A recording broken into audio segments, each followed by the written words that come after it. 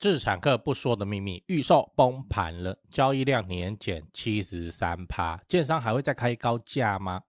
先說結論哦，雖然你看到預售好像都賣不掉，但是短期之內建商還是想辦法撐住價格，不會輕易降價。你要撿到便宜是有一點困難哦。當然有個別建商哦，直接就放槍了哦，然後造成其他建商現在面面相覷，這個是另外的問題。總之，預售的業態裡面能不降價是最好是不要去降價。嗨，我是買房阿元，訂閱買房阿元，我先祝你老了有房也有錢。我們上一支影片聊了龍華市場如何轉型成功，我剛剛又去吃。龍華市場真是讚，真的是都市中心裡頭熱鬧菜市場轉型的典範哦，真的。我今天來跟你討論預售崩盤了哦，預售崩盤，這是我們來聊一個新聞哦。先說，如果你今年剛買預售，好，那你不要看，好，就這一集就給它劃掉，不然我怕你晚上睡不着。來，標題我念一下：全台預售10個月只賣出3萬件，重災區出爐，高雄市行政區上榜最多哦。那內容就是說，永慶房產集團統計，永慶在統計哦，優先就是拿自己公司的資料哦，所以那個就是真實成交。好，2025的1月到10月，全台各行政區預售屋的交易量哦，僅成交30180件，相較2024年同期的111773件，量縮高達73%哦。然後永慶房屋也整理了前10大交易量衰減的行政區，反正有上榜哦，衰退幅度哦都有達到90%，很誇張哎。你有興趣的話，就自己按暫停看一下哦，看一下你關注的區有沒有上榜，我就不念了。所以如果你只看這篇新聞的話，就會很直覺的想到說，我靠，台灣預售市場被爆破了啦，已經崩塌了啦，完全都沒有成交啦。然後這時候又剛好出現了另一個新聞哦，你看我劃線的地方。中正區信義路2段預售小宅案鉑金規劃16到31坪，實價揭露25戶，每坪均價達205萬元。我再念一次，每坪205萬。先說這個不是業配哦。我們繼續，奇怪，不是預售在崩啊？怎麼還有地方在那邊創高價哦？有點看不懂，對不對？那一邊是預售市場已經往下垮了，全台10大嘛，萎縮量的10大行政區。另一邊又有新的案子給他站上200萬俱樂部，到底哪邊是對的？哦，進入200萬俱樂部的這個案子哦，它的位置在捷運東門站附近哦，就是台北市的蛋黃中的蛋黃哦，頂尖的學區，所以完全不受房地產冷熱影響，該買的人還是要買啊。他不是說買來增值還幹嘛？他們小孩要念書啊，哦，那就只能買了哦。好，那我們再回到這張圖，你看我框起來的地方哦。埔子、大樹、暖暖、新豐、竹東、寶山哦，這些地區跟大安區比，我說他們是蛋殼不為過吧哦，所以你說2025年房市很慘，那先從蛋殼區沒有成交量，這你也不會驚訝吧？這也是買蛋殼區危險的地方，資金說撤就撤了，就這樣就瞬間就空了就沒了哦。那漲是最慢漲的啊，跌是最快跌的，就是這樣。但是如果你是買來自住的話，你是不用 emo 了，因為你換房週期很長嘛，因為會長到讓你換到一次的漲幅。比方說你就是在一個工業區裡面做高階主管，那你房子買旁邊，這很合理的事情啊。好，那你就安身立命在那邊住，這沒關係。但如果你是自產的話，那你就要考慮一下哦。再來你要知道為什麼預售沒有出現大規模的崩跌哦。我先提醒一下哈，如果你預售已經買了，那你就不要亂動，真的不要亂動哦。房地產的錢很大，你就是該幹嘛你就幹嘛，不要看到風向不對你就想要跑。你把週期拉長成5年哦，現在的這個市況可能也只是一朵比較大的烏雲而已，還沒有到真的要打雷下雨啊。反正房地產就是這樣啦，它的交易的成本真的很高，你沒事你不要亂動哦。你在做完那個決定，你買了之後就想辦法把它交屋交下來就對了哦。那我們再來聊一下剛才看的那張表，明明這10個行政區的預售就是賣不掉了，那為什麼建商還是不願意降價求售呢？這樣不是不符合供需的原理嗎？哦，東西太貴你就降價，降價還是沒人買，再降還是沒人買，再降，降到一個點突然就會有成交了，應該要是這樣嘛哦。我跟你說，其實你也不用太期待哦，未來會有什麼預售屋腰斬的機會，因為對建商來說，它目前就很難有降價的空間嘛。為什麼？首先當然是通膨哦，你一個排骨便當從75塊到現在110塊，更不用講其他東西了。然後2026我們還會遇到什麼？碳稅開徵，這個跟你沒有關係哦。但是蓋房子要用的水泥、鋼筋、玻璃都會被這個碳稅剝一層皮，營造成本又再次提高，還要同層排水啊等等，這新的工法，再來是缺工的問題，導致工人的薪水大幅的調整。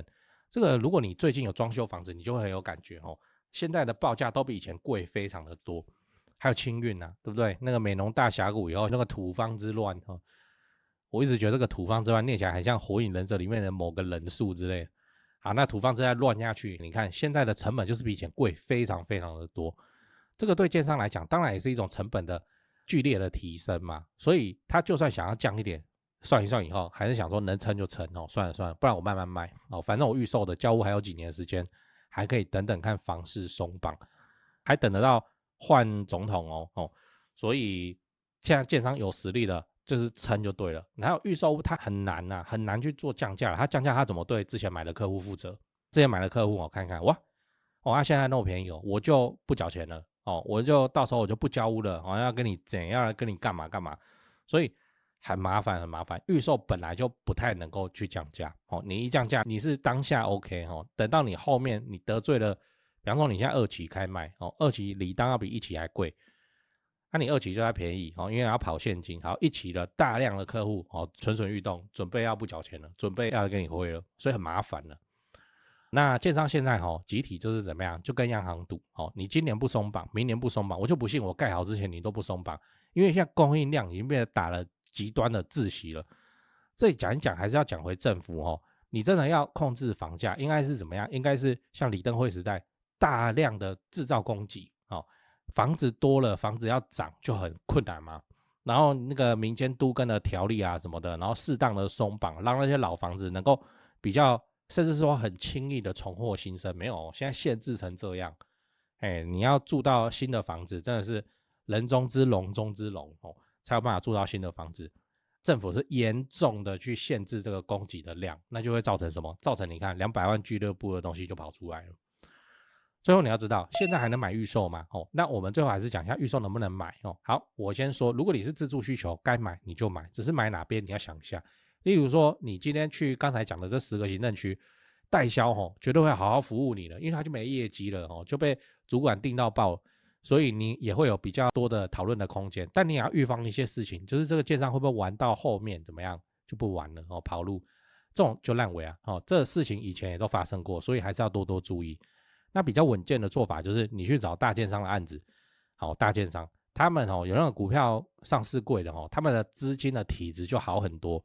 寶佳沒上市櫃不過它底下的一些都有上市櫃，寶佳很猛啊，超級之猛的大建商就是這樣，你可以說它蓋的品質很差很怎樣，可是它就是財務體質就沒有問題，它就是有辦法順利交屋給你那更穩健的做法是什麼本人買房阿元，我當然是推薦你買中古嘛，對不對？買中古就是買 CP 值嘛。你說什麼碳稅、工人薪水變高什麼營造成本變高，怎樣怎樣的，對我們中古來說好像也沒什麼關係對不對？然後中古的話，雖然是進入門檻高，可是你就交屋啊，然後你就住你的然後你就住在新房子旁邊等新房子繼續幫你抬高價錢你說交易量下跌的確是有下跌，但是對比隔壁棚的預售看起來還好啊，對不對？所以挺過第7波信用管制的中古，目前真的是沒有受到太大的傷害這樣有什麼好擔心的所以如果你不知道中古怎麼看，你可以去翻我之前拍的影片，應該看一看你自己心裡就有數了。如果你要買台北跟高雄的房子也可以找我資訊欄推薦的房仲那如果你怕你買賣過程中預售也一樣中古也一樣遇到一些買賣糾紛我現在還要找到一位對房地產很有熱情的律師2位他們是2個人那這些都是我認識很久的房地產專家們，你都可以問問看，應該可以把你買房的難度跟風險降到最低才對好了，講完了今天我們講了全台預售屋市場今年大幅量縮的新聞，以及台北市蛋黃區又出現高價建案的狀況，並且討論了為什麼其他地區房市成交量急劇萎縮，但建商仍然不願意降價出售的原因。結論就是，如果你在現階段你有自住需求，預售案不是絕對不能買但是你就是選大建商大型且資金充裕的建商會安全很多那更保守更穩健的話，那你就是直接看中古中古屋就很穩定啊，沒有什麼跟着預售這種劇烈擺動的狀態而且已經避免掉未來幾年的建商成本上漲。中古就這樣，他要蓋什麼就不用了，你把它買下來就是了。整體的風險會低非常非常的多。最後我想問你，你認為預售市場還要冷凍多久，建商才會拋出破盤價？至少還要冷凍2年才會有感，比凍到交屋前1年才會害怕。C， 建商沒有差，本來就可以蓋好再賣。成屋銷售啊，真的很有實力的建商確實會這樣成屋銷售。對哦，講八卦之前先打個岔。長期看我的朋友都知道，高雄置產要找誰？找台灣房屋美術之星店林店長。小老鼠 go go go go go， 小老鼠5個 go， 免費的哦。那每隔幾天你都可以看到一些有增值潛力的房子被 po 出來。那跟我說好友已經加到超過7000人了，真誇張。那想置產台北市、新北市的朋友，就加台北101蕭店長的 LINE， 小老鼠 buy 台北，小老鼠買台北這樣。那讓蕭店來幫助你成為天龍人。跟我說已經超過2000人加入了，趕快加，越早加入越早挑案件。買了雙北，你想要裝潢，你就找漢一室內裝修啊。裝潢找誰？不是找，就是怕被當盤子敲嘛。我就推薦漢一陳老闆，反正問不用錢。小老鼠漢一HANYI 漢一，你想要只做一間廁所的翻新，這都可以哦。反正你先問，拍照傳過去。去丈量討論之後再說，漢一很有實力的，資訊欄裡都有連結。那你看全台房市冷淡中，高雄的重大建設卻一個都沒有停。那你不趁現在挑房子，你是要等重大建設落成以後，你去搶貴的，你才高興是嗎？加入買房阿元的 YouTube 頻道會員，我把高雄置產增值的寶藏都埋在那裡了。如果你是蘋果手機你記得你要用網頁來加，你不要用那個內建的 App 來加。不然會被多收蘋果稅。反正我就一直研究一直拍那能拉抬房價的高雄市蛋黃區重大建設，那有阿元看房系列，就直接帶你去看會增值的房子是長什麼樣子。現在加入就能獲得幫你整理的高雄重大建設都不用猜我自己也有買高雄，所以你放心，你看到的真的就是我自己正在身體力行的功課。現在就加入買房阿元的 YouTube 頻道會員。馬上加，馬上開始抄作業。最後提醒你，不要炒房，不要炒房，不要炒房。你買在重大建設旁邊配合政府的公益出租人的政策，做個好房東，守住房子，自然老了有房也有錢。我剛看 YouTube 的後台有74%的觀眾朋友都在看而已，沒有按訂閱。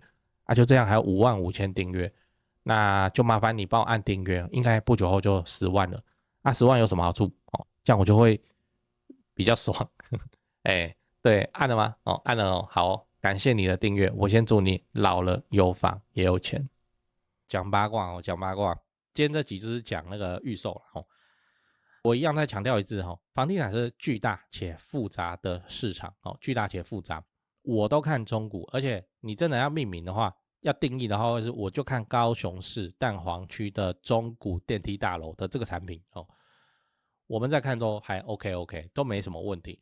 我們本來在鎖定的那幾個，不是說行政區我們直接鎖定幾個社區的朝哪邊就是這麼精準的條件人家就愛河第一排，你要它第7波限管是疊什麼，要疊什麼所以我們在瞄準的那些社區比較好的戶型都沒有事情我可以很負責任的說都沒有事情。那預售當然是目前看起來被爆破亂七八糟。高雄很有名的案子嘛，中山博悅，這可以講，因為大家都知道，就是他沒有降價一樣給他50幾，可是怎麼樣，他送裝潢，那這也是一種變相的降價。所以你可以發現建商怎樣，他守價錢那個價錢非常的謹慎。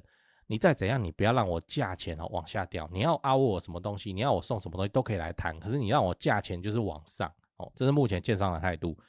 經過這一波第7波限用管制，這個房市急動成這樣，然後再加上土方之亂，哇，真的中型小型建商這都要被打掃出場了那剩下就是大建商。我實在是很納悶，這真的是政府現在想要看到的結果嗎？大建商就只有他現在有實力去列那麼漂亮的土地嘛？比方說大陸的三角窗1000坪的大基地，只有大建商有這個實力。好。然後市場中在供應的都是大建商，這真的是政府想要看到的情況嗎？我也搞不清楚。總之就是我們就是歸在中古，然後我們看預售的表演。目前以高雄來說發生的情況叫做，那個預售已經飄上去了，飄上去了。高鐵後站給它摸過60，實燈都上去了，摸過60。美術館這邊都給它摸過60了。可是旁邊的中古啊，漲價是一波一波一波來的，先漲預售，然後再來漲中古，我現在都講蛋黃，然後蛋黃漲完漲蛋白，蛋白漲完漲蛋殼。現在的問題就在蛋黃的預售飄上去，然後中古的補漲還沒有發生的時候，就發生了那個2024年9月18號的央行理監事會第7波信用管制下去 ，OK 啟動。所以我們現在在高雄蛋黃就是講那個美術館啊、農16啊、凹子底啊、新灣區啊這種的。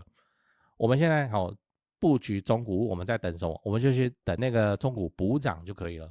這東西一定會到來的，因為60幾實燈這是有成交的給它登上去，可是旁邊還在半價那個旁邊有多旁邊？就他隔壁案子還在半價，所以不合理啦現在看起來是不合理啊，這個是很人為的去限制那個市場造成的激動，所以我們中古流派雖然現在沒什麼事，也沒有什麼行情的波動，無聊到我現在我都不知道拍什麼那就拍這個回答大家的問題，然後開個直播閒聊就這樣。那中古在幹嘛？等補漲就好了真的是等補漲就好了。